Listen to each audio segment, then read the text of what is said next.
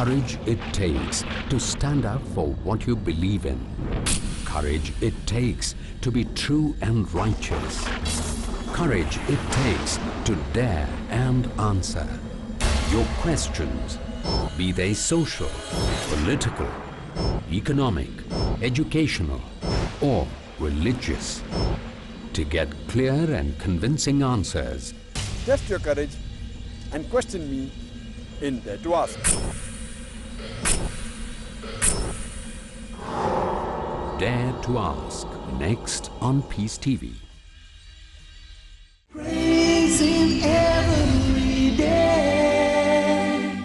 Assalamu alaikum wa rahmatullahi wa barakatuh. Before we took a short break, we began mentioning the story of somebody from our day and age, somebody who gives da'wah, they call other people to Islam in our day and age, and the story of what happened to him when he was younger.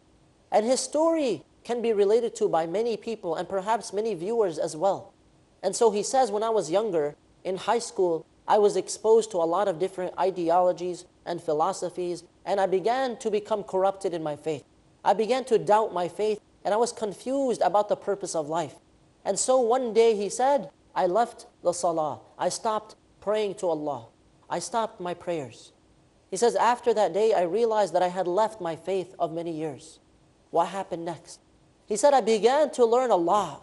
I began to read Allah as much as possible on the subject of Aristotle and Plato and other philosophers. He said, I began to read about modern philosophy and German philosophy and Greek philosophy and all the different types of ideologies and philosophies. He said, after a while, after many years of studying these different ideologies, I began to write articles as an anonymous writer. And I began to submit them to some of the biggest newsletters in the world and some of the biggest magazines in the world. And one of these magazines, which is called Al-Jumhur, it began to publish all of his articles. And so people started to read what he was writing. And his writings were writings about philosophy, everything that he was researching. And so people began to nickname this anonymous writer as the liberal philosopher. And they did not think that this was someone young. Rather, when they discussed this writer, they used to talk about his writings as if he was somebody very old. And yet he was very, very young, still in high school. Still in high school. And at the age of 17, he said, I began to increase in my writings. And he said, I had an Orthodox teacher, a Muslim teacher. He was very firm and very, very knowledgeable. He was an intellectual. And I was always looking up to this man. And so he says, this man, may Allah have mercy upon him, he was very religious and very knowledgeable. And he was the only person that I was afraid of speaking to about the topic of philosophies and ideologies. And he did not know what I was going through. He did not know who I was writing these articles for months and months. And what does he say? He said, I had doubts about my faith, but if I had stood there and tried to debate with my teacher, my professor, I would be afraid. And I would know that I would lose. And so I would never try to debate him. And I never told him about what happened. He said, as time went on, I began to dive into every topic that interested me in the world, aside from philosophy and faith. He said, I began to read about astrology and astronomy and physics and medical sciences and everything that I could get my hands on. He said, every book that I opened, I would complete it. Every book that I opened, I would read it in its entirety. All my time was spent reading and reading and reading and seeking knowledge.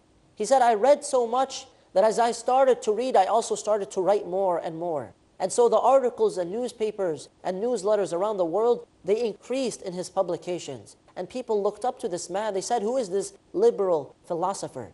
So he began to publish his writings in regions around the world. He said, after that happened, I began to become arrogant in a way where I saw myself. I saw myself as someone who is an intellectual, and yet I was very young, and I knew that I was inexperienced. And yet I looked up to myself. I had pride in my heart that people were reading my works and talking about my works. And despite all of that, he said, I was afraid of opening a single book on Islam or Islamic ideology or Aqidah because I was afraid that there would be enough proof in there to shake me in my confusion and doubt and bring me back to the proofs of Islam. And so he said, I never opened a single book on Islam, despite the fact that I read so many other books. And I did not want my path to rational freedom to be stopped or hindered. So he stayed away from Islamic topics. He said, as time went on, one day my professor finally found out that I had stopped praying. He found out that I had stopped believing, that I left Islam. He said, when my professor found out, he came to me very firmly and yet very gently, and he asked me a question. He said, why don't you go back to praying? لِمَاذَا لَمْ تَعُدْ تُصَلِّي? Why don't you go back to pray again? Why have you stopped praying to Allah subhanahu wa ta'ala? And so I responded to him and said, قُلْتْ وَهَلْ تُغَيِّرُ الصَّلَاةُ الْعَالَمِ? And I responded to him and said, does the salah change the world? Does the salah do anything for the world? Does this prayer that you're asking about, does it actually do anything for the world? Meaning, I don't think it does anything. Why should I pray? And so he said, the teacher responded to me in a way that shook me, in a way that I would never ever forget. And this is the reason that I looked up to this man. And he said, Na'am, you are correct. As-salah la tughayyir al-alam. The prayer does not change the world. وَلَكِنَّهَا تُغَيِّرُنَا فَنُغَيِّرُ نَحْنُ الْعَالَمِ. So the prayer does not change the world. You are correct. However, the prayer changes us. تُغَيِّرُنَا وَنَحْنُ نُغَيِّرُ الْعَالَمِ. And we, as a result, change the world. He said, I remained silent. The prayer doesn't change the world, but the prayer should change us. And we change the world as a result. He said, I remained silent. And then he said, years passed by. Years passed by. He had started to write more and more and more. And he dived into all of these ideologies, and he was lost. He said, I did not know anything. I was so confused about the purpose of life. And yet I felt that I was an intellect, writing all of these things about philosophy.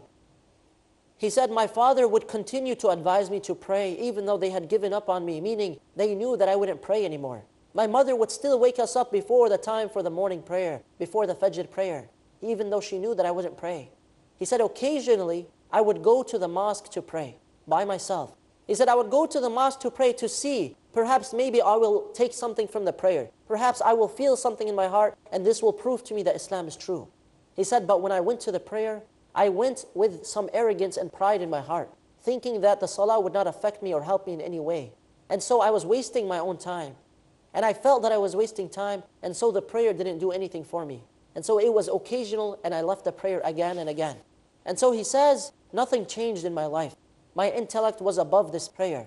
And one day, I became sick, fatally.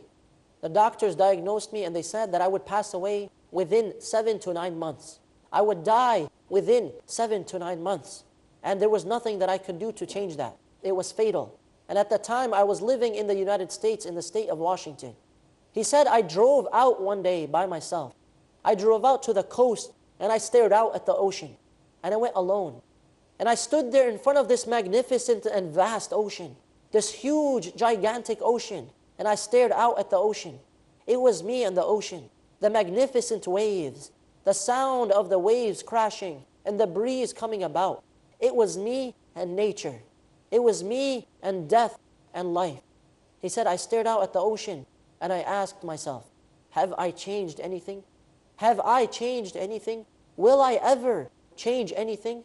So at that moment, he said, I remember the phrase of my professor from years ago, that truly the salah doesn't change the world, but the salah changes us, and we as a result change the world. And he said, I started to cry and to cry and to cry. And as I teared, I could no longer see the ocean. I felt that all of the tears that were coming out were bottled inside, and that they were more abundant in quantity than the ocean in drops of water. He said, I cried and cried and cried. And I took out my phone and I sent a message to my professor. I sent him a message in such a hurry that I did not even greet him. All I said was the phrase that he had said to me years ago, that truly the salah does not change the world, but the salah changes us, and we as a result should change the world. He said, I sent him this message, and he responded immediately to my message. And he said, Allah subhanahu wa ta'ala has brought you back. Allah subhanahu wa ta'ala has responded to you. Ish, live in peace. Ish, live in peace. Be happy. Ish mutma'innan. Now you're at peace. Allah brought you back. Allah responded to you. This is the prayer that changes you. And so when he said, my professor responded, I stood there that day and I started to wash myself and I prayed on the coast and I was crying in my prayer. And that prayer changed me. And by Allah, it changed the world.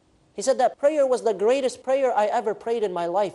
On the coast of the state of Washington in the United States, he said, I prayed there in front of this magnificent ocean, knowing that Allah had brought me back, knowing that I was wrong for all of those years. And I moved aside my pride. I moved aside my arrogance and I knew the truth that day. وَعَرِفْتَ أَنَّ اللَّهَ حَقٌّ. I knew that Allah was a reality. Allah was the truth. وَعَرِفْتُ مَا مَعْنَى الْحَقِّ. And I knew what truth actually meant, what the truth was that I was seeking for all of these years. وَأَنَّ مَعْنَاهُ النَّهَائِ.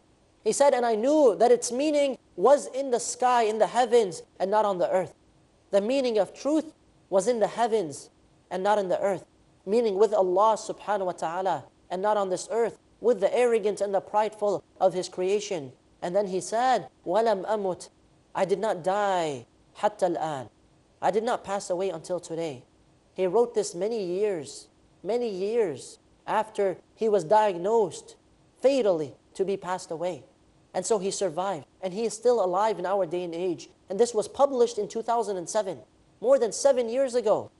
And so Allah subhanahu wa ta'ala not only brought this man back to his senses and to humility and to faith, but Allah subhanahu wa ta'ala brought him back to actual life.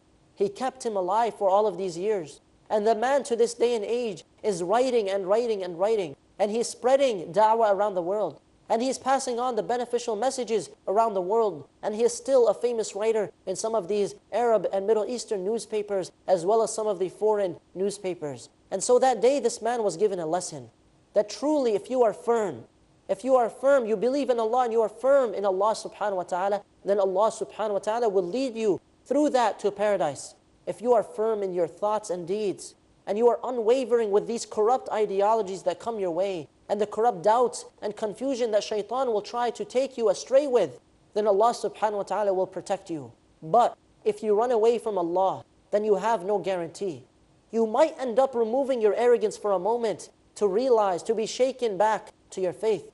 Or you might die in your arrogance, and then you would be filled with grief and regret on the day of resurrection. You might run away so deep in your thoughts of confusion and doubt about Allah and about Islam that you might never come back because of your own arrogance and pride, because of your own unwillingness to turn back to Allah subhanahu wa ta'ala. And when you meet Allah subhanahu wa ta'ala, what will you say to Him?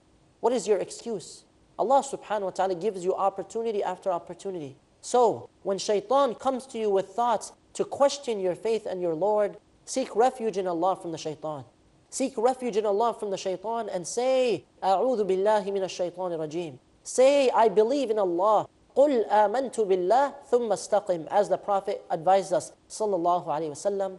So we ask Allah subhanahu wa ta'ala to make you and I of those who are firm in their faith. And if you know anyone who is wavering in their faith, to bring them back to Islam. We ask Allah subhanahu wa ta'ala to bring those people back and to make us firm so that we are the people of paradise. And this concludes our episode for today. We will see you next time, inshallah ta'ala, as we continue to discuss paradise and the rewards of paradise. We ask Allah subhanahu wa ta'ala to accept from us and to forgive us. Jazakumullahu khayra. Wa sallallahu ala nabiyyina Muhammad wa ala alihi wa sahbihi ajma'in. Wassalamu alaykum wa rahmatullahi wa barakatuh. Praise be to my Lord.